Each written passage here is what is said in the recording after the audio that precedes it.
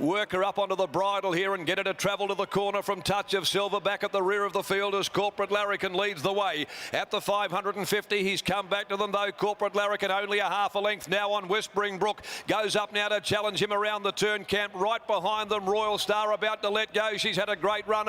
Fourth, Meteoroid. They're being followed by Punamu, Tradesman and Cosmic Storm still well back as Whispering Brook races to the clear lead. At the 200, Whispering Brook from Royal Star. Variation. He's coming out after the leader. Punamu down the outside. Further back, Cosmic Storm. Whispering Brook, his Variation. Punamu, Variation and Punamu. Punamu on the outside. I think Punamu might have got it. Maybe Punamu and those Variation. Whispering Brook third in a great finish to the Asian boat. Touch of Silver been a slashing run with Tradesman.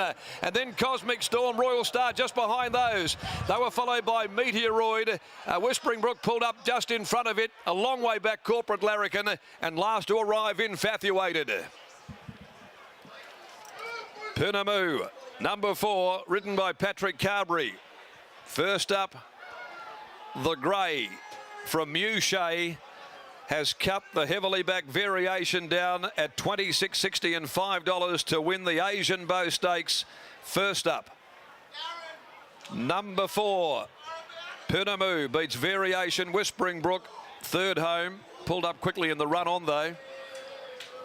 But the big odds fresh today, the son of Authorised, trained by Alan Matthews, to give Pat Carberry the second leg of a double after winning on Rees Rocket early.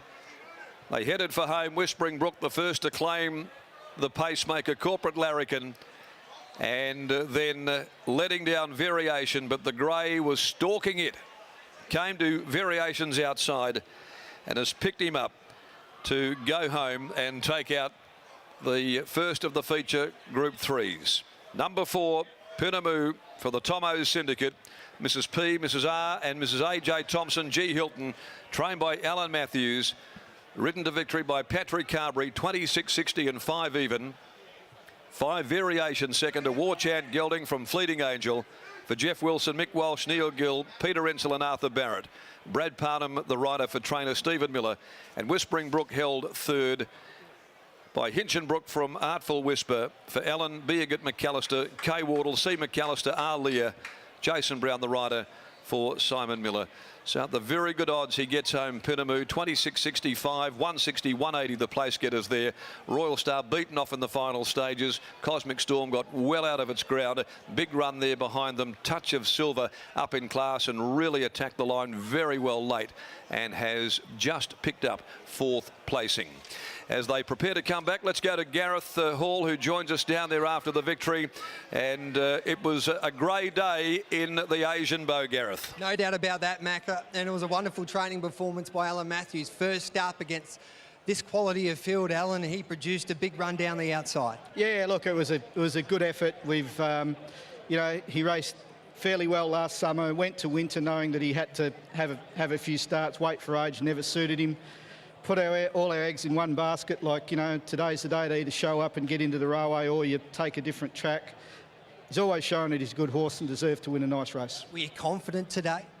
Look, I was confident that I have done a hell of a lot of legwork, more than he's ever done, like slow work at home over, you know, day in, day out. The old, you know, the old time trainers just put the legwork in, hasn't done a lot of galloping. We know his ability, you know, first up today, and our plan was, if everything went to plan, 3 weeks into the railway, which is where we'll go. He's come a long way under your care. He was a bridesmaid there for a little while, and then he got that winning feeling, and he was ultra competitive against our best horses last summer and in that winter. Can he win a railway now? Can you dream of that in 3 weeks' time? Oh, look, the horse can improve, and, you know, like when he came here, he had the reputation of running 5th to Winks. Well, there's been a few horses have done that over the last 2 years. It was a great performance today. You enjoy the moment, Al, and we'll see you in 3 weeks. You betcha. Thank you. There we go. Alan Matthews, the trainer of Punamu. The grey flash down the outside, and here comes Patrick Carberry back to the winner's circle. And Paddy will be over the moon. He's got a live chance now on that railway in 3 weeks' time there, Matty Kelly. Absolutely, Gareth. Just another reminder of the class that is Patrick Carberry in the saddle. When he gets on a good one, geez, he rides him to an absolute treat, and we saw it again today, as Darren mentioned, a double having scored on Rees Rocket earlier today. But Punamu, yeah, not one that the punters would have been all that keen on. Might have knocked a few of us, including myself, out of the quaddie, but no denying the effort here. And it would have to suggest going forward would be a live chance into the Railway Stakes. Looking at the record now, 35 starts for 8 wins, 7 seconds and 6 thirds. Obviously coming into this first up off a trial in behind Gadding. We'll catch up with Paddy as soon as he jumps off the scales.